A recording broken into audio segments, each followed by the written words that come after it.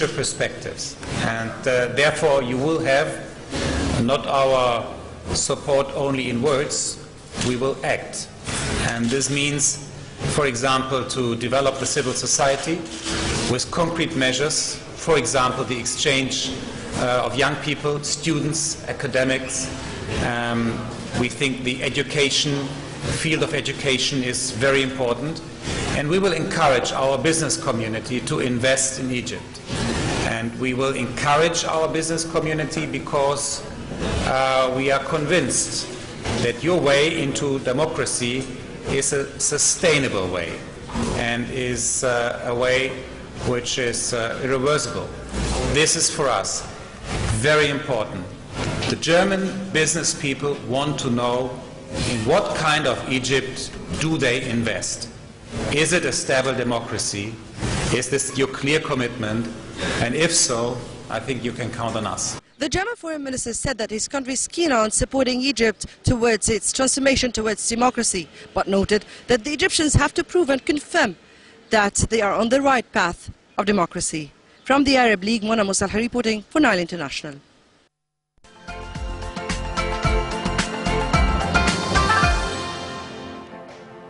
Welcome back to our breakfast show. Right now we're taking a look on the major headlines of Al Ahram newspaper and moving on to another article. 25,000 Egyptian citizens fled from Libya. Anti-Gaddafi revolution advanced to Tripoli. Up to 25,547 Egyptians have arrived at El Saloum crossing as the death toll of Egyptians from the unrest in Libya reached 3 and 5 injured. The Supreme Council of the Armed Forces announced that it was exerting its utmost diplomatic and administrative efforts to secure Egyptians who are working in Libya. How do you see it? I see, well, fine that 20,000 Egyptians managed to come to Egypt back, but still they say around 1 million there. So people are worried, where are the rest, when are they coming? And Gaddafi's issue, you know, it's controversial and people are like mad about him. Some say that he has a mental disorder or something. So what's happening in Libya is really, really very sad, and the international reaction to that is more sad. No one is intervening. Where's the human rights? People are dying there, yes. Literally. In this case, human rights must intervene and find out how far can we help people over there. Yeah, really, they have to intervene. Keeping silent shows the world that maybe the foreigners or the US or Europe, they don't care really. They just care for their interest or something.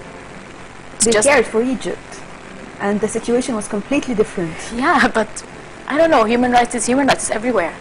So the reaction gives a very bad impression. Still with the first page of Al Ahram newspaper, we have here bloody accident in Maadi. A police officer killed a bus driver before being beaten to death by the driver's colleagues. A police officer and a minibus driver were killed after a quarrel between the two at El Gazair Square in Maadi on Thursday. After the police officer shot the driver to death, residents of the region hit him until he died. This is a tragedy. This is a tragedy.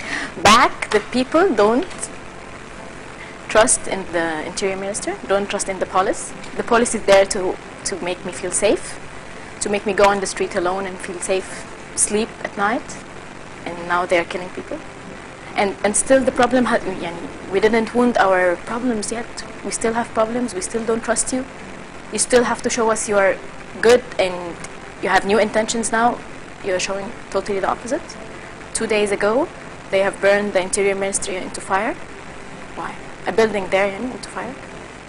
And now they are doing this. After that, people have protested in Maadi. Rumors said that the interior ministry police left Maadi and there were no police yesterday night. I don't know if this is true, but I have read everywhere in the news yesterday. So, and some say that this is because Wagdi's latest interview on television 2 days ago, because he didn't account any responsibility for what happened during the revolution. He said, oh no, we didn't do that. The policemen were like defending themselves. Now all the people are talking about the policemen in general, okay? And the idea that people lost trust in policemen. But unfortunately, on the other side, we have to admit that we cannot live without them. Yeah. So how do you see the situation? What do we need and what do they need to come back to us and to build this trust that we need in order to live in safe society? Okay. I think we need at least two things. Number one, the head of the Interior Ministry, the minister, the new one, to go out. People also need a new face, no one from the old regime. So this is the first thing, the head. According to the people, it's not everything is related to the head. If I'm going to take all the people out, we have you're going to take the head out. I'm not saying. But he's still one. You will bring another man from inside the ministry. Again, he's going to be working. He is working inside the ministry. Maybe so we the will idea get about the from attitude of the policemen in themselves, or what? No, maybe number one, you don't get someone from the ministry. Maybe you can get someone from any other thing. People don't want someone from the Interior Ministry anymore. This is the only ministry you have to have a minister from inside the Ministry of Interior. Don't you believe this? No, I'm not sure. I think they can get someone else because people really don't trust in this system, and it didn't work well for the past 30 years. I don't think so. The other thing is the people themselves. If the policemen accounted responsibility for what happened in the revolution, and they say we are sorry, and there is they stand for what they did, I think things would change. But when I say no, I was not wrong, and then you come and you want me to trust you again, you see the point? The problem is that Wagdi said no, we were not accountable for that. The policeman did nothing, and he didn't. They were defending themselves. Yeah, don't defend yourself. Say I'm sorry. Say I did a mistake.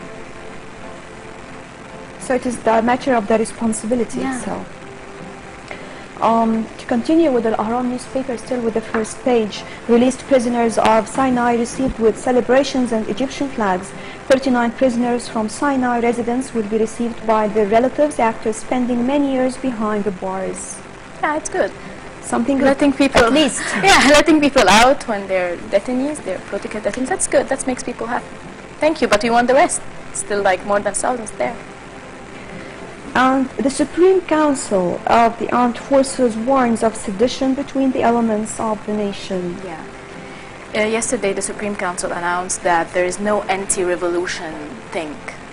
Or today in this newspaper, there is no anti-revolution thing. But people don't believe that so much. They feel there are attempts to ruin this revolution.